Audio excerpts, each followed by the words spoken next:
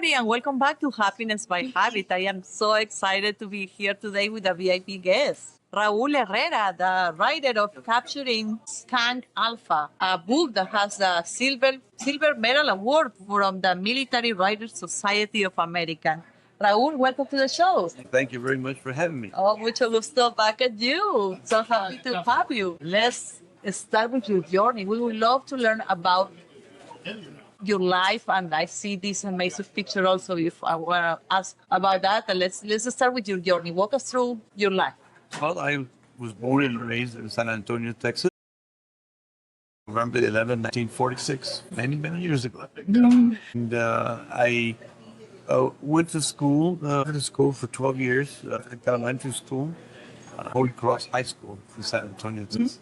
My parents could not afford to send me to college at that time, and so I decided to look for what branch of service, military service, would provide me with.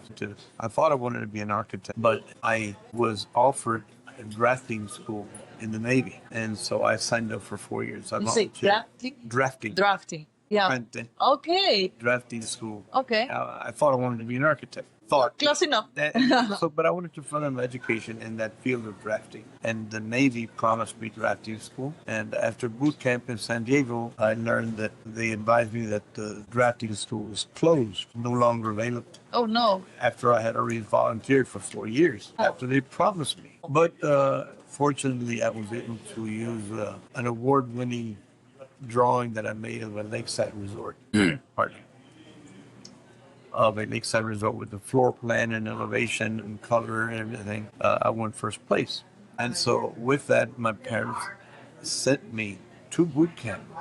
This is rare for somebody to receive mail from the outside here in boot camp. But the man in charge of our group, he authorized my parents to send that information. So they sent me the actual big drawing and the 3 letters of recommendation from the teachers at Holy Cross. I was joking. I'm only joking. I'm not. I went back to classification. And suddenly they decided that drafting school was available. Oh, it became available back. Okay. After I showed them all the credentials. But they also needed a draftsman in the Public Works Department in San Diego, in the Navy base. So they offered me drafting school or 2 years on the job training in San Diego. And I had signed up for 4 years. I said, wow, that's 2 years out of my 4-year hitch. That only leaves me with 2 years in sunny California. And I had an uncle, Uncle Dan Berfunes, who lives in Los Angeles, not far from San Diego. Greyhound bus trip up there. So I chose 2 years on the job training. As it turned out, 2 years on the job training evolved into maybe just a year and several months because I got surprise orders to combat in Vietnam. So what moral to this story is that you never pass up an education.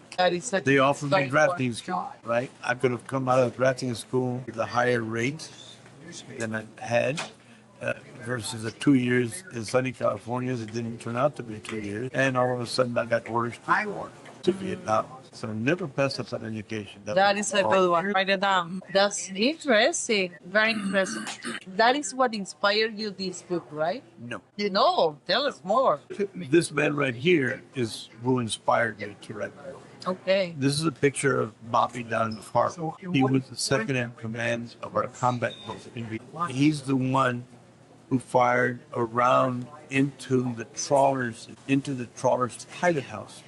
He fired a mortar round in there, forcing this ship to lose control Love story. and run aground. And actually, a publisher's idea. In Vietnam, I was part of what they call Operation Market Time, and our job with all the different boats that we had, this footboat, 50-foot boat, combat boat. And our job was to coat I had one scene in 1,200 miles of coastline. So there were different bases all she said, coast she already- of South Vietnam. And our mission was to prevent already contracted. enemy infiltration of these ships.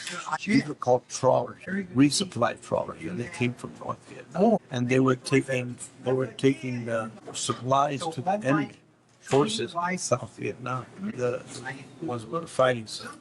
We were supposed to prevent them from coming in. And on July 15th, we captured this particular enemy ship. It was carrying more than And it helps you right and supplies for the Viet Cong. And so, Bobby Don Carver, then, he was the second in command of our swift boat. On the swift boat, we had 6 men. A junior grade officer, then JG and Bergen, and then 5 enlisted men. I was one of the 5 enlisted men. My job was that of a radar man. That was my job. This man here, Bobby Don Carver, as a second in command, he was what they call a boatless mate. His job was to see that the boat was up to par for patrolling.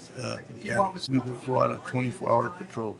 Leave in the morning, do our patrol, stop the enemy's fishing boats, check for their credentials, because the enemy would try to vote their troops individually one by one. Our job was to inspect those junks. I was in Vietnam from April of 67 to May of 1968. You were very young. 20 years old. I turned 21 in Vietnam. Wow.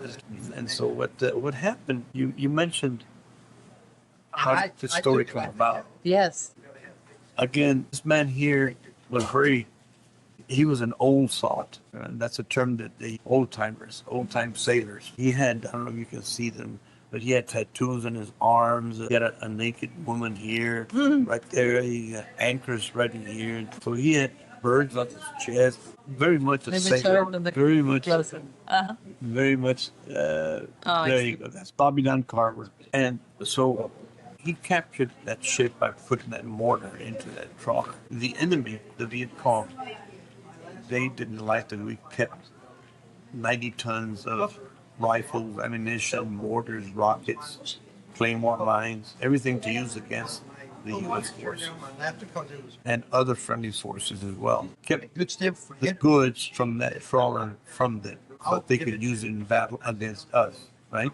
They didn't like it, so they captured this ship. So they put up what they call a bounty. They said, boat number of that swift boat that captured this trawler was 79. That was our book, CF, and that stands for Patrol Tramp Fast, commonly known as a swift boat.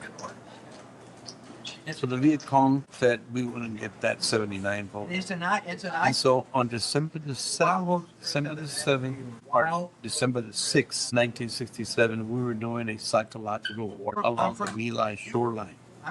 And we were broadcasting a language message to the enemy soldiers to give up their arms, to lay down their arms, to give up some to the friendly side. It was called Chu Hoi. That was the Vietnamese Chu Hoi, give up your arms. Well, we were patrolling along the shoreline, along the My Lai shoreline, and we went up once broadcasting this message.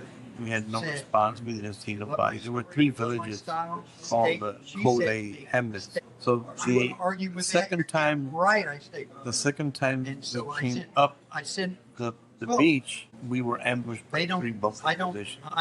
They started shooting at us from 3 positions ahead of us, the middle, and even behind us. So they had us pinned down. And the boat officer on the back of the swift, they do the artwork, they do the editing, they control the throttle, they push us forward at the same time that the engine that was driving the boat was the pilot house of the swift boat. He also pushed them down. So both efforts, they slammed the throttles down and it killed the engines. So we were receiving fire and returning fire with machine guns and everything else. But it happened that it took a fatal machine gun round through his eye.